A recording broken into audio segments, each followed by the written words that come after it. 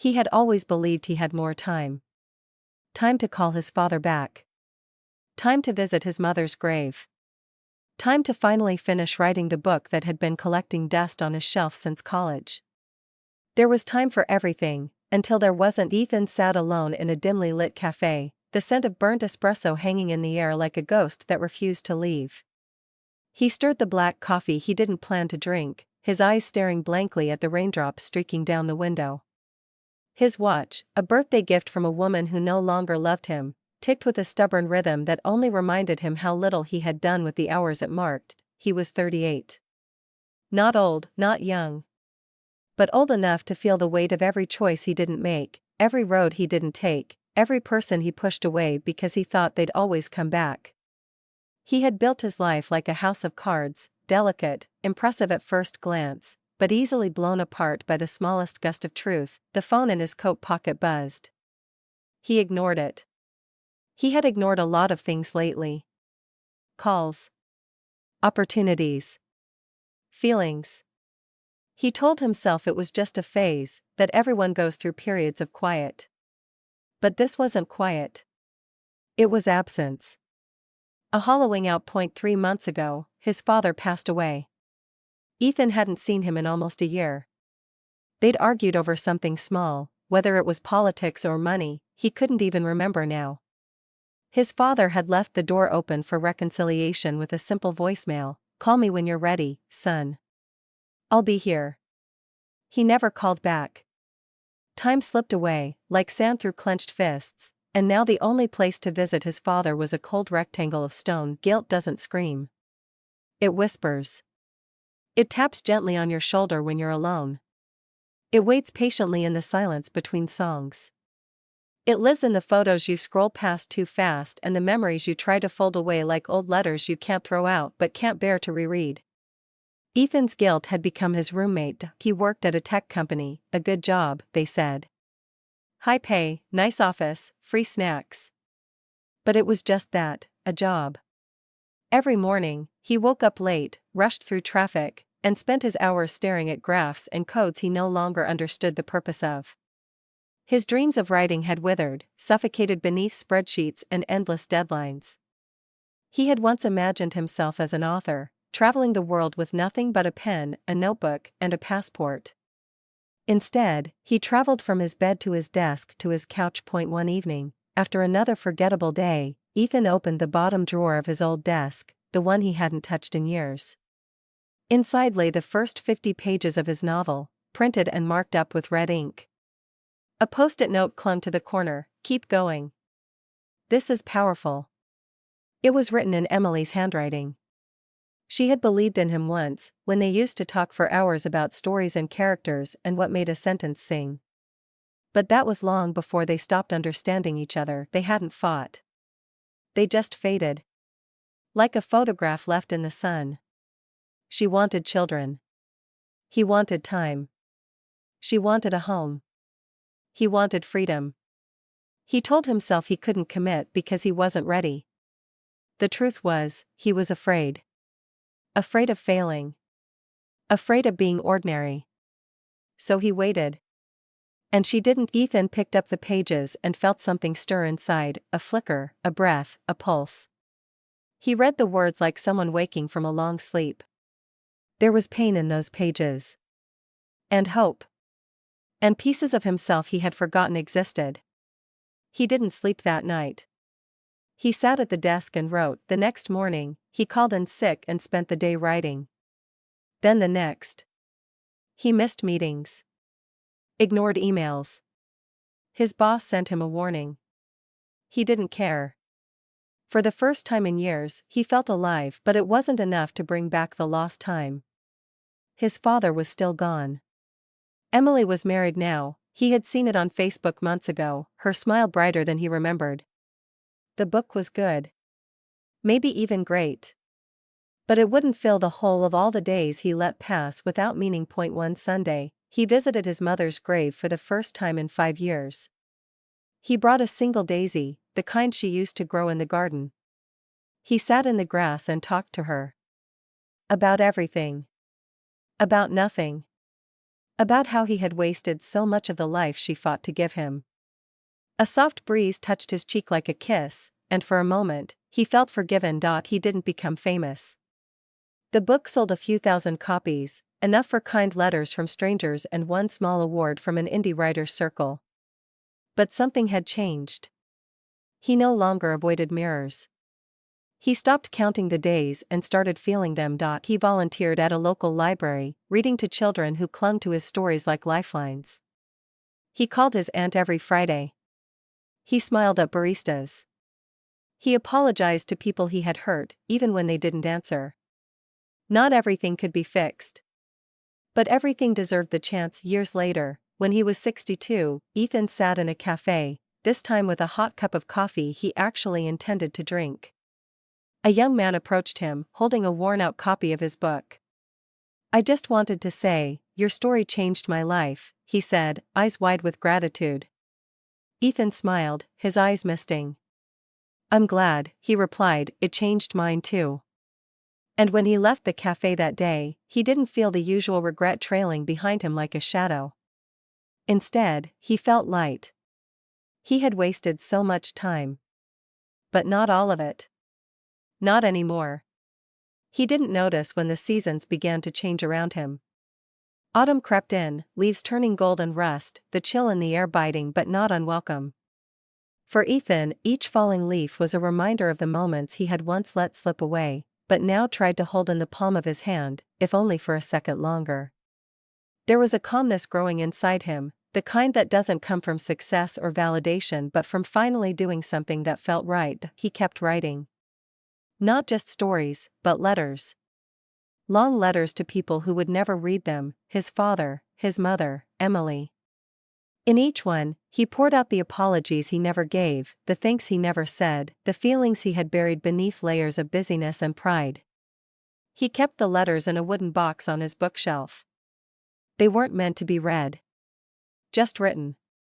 That was enough. Ethan started walking every morning at sunrise. Just 30 minutes. No phone. No destination. Sometimes he'd watch birds chase each other across the sky or listen to the crunch of gravel beneath his shoes. It was in these walks that his mind became clear. Ideas flowed. Characters whispered. Regrets softened. He took fewer pictures. Not because he didn't want to remember, but because he wanted to be fully there. He had spent too much time looking through screens, trying to capture life instead of living it. Now, he looked people in the eye. He asked how they were and actually listened. And he noticed the way the barista at the corner cafe hummed to herself when she thought no one was paying attention. The way his neighbor's cat always sat by the same sunlit window. The way the world didn't stop for him but somehow still waited. One cold November evening, Ethan was invited to speak at a local college.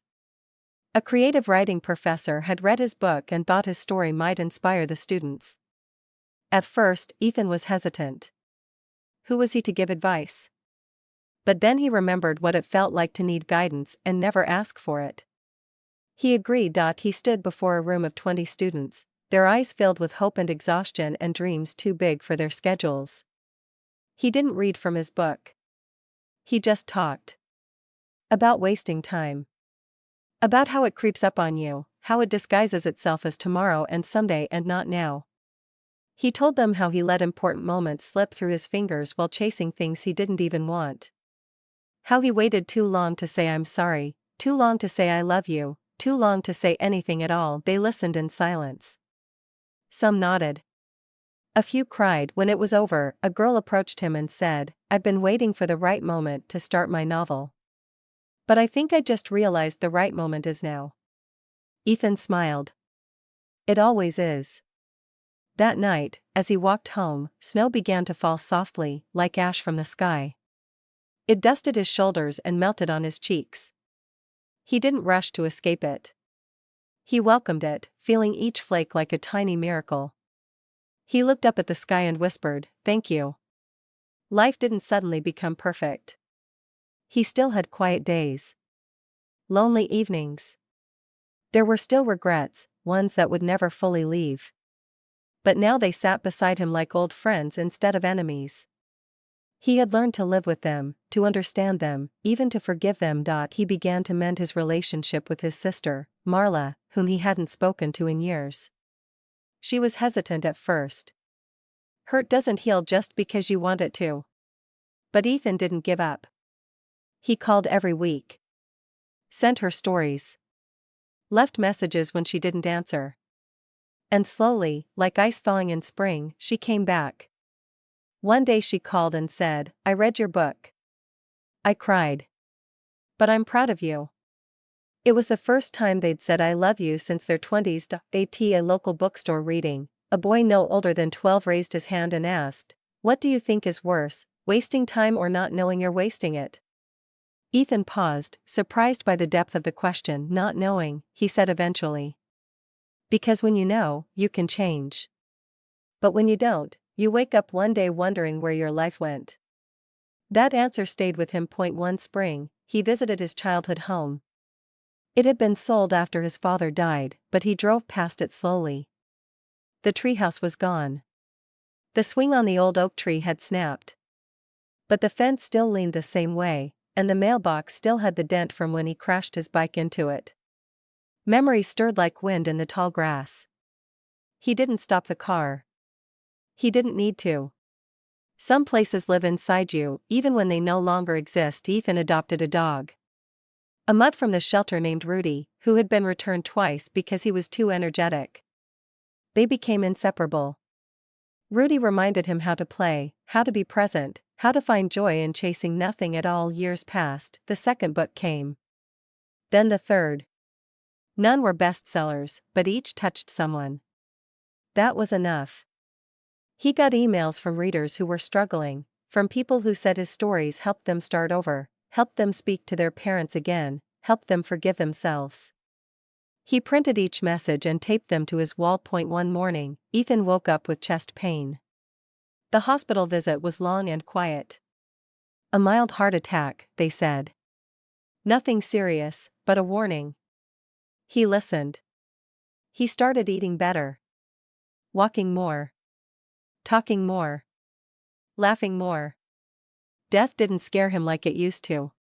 What scared him was the idea of not living before dying. He began writing letters again.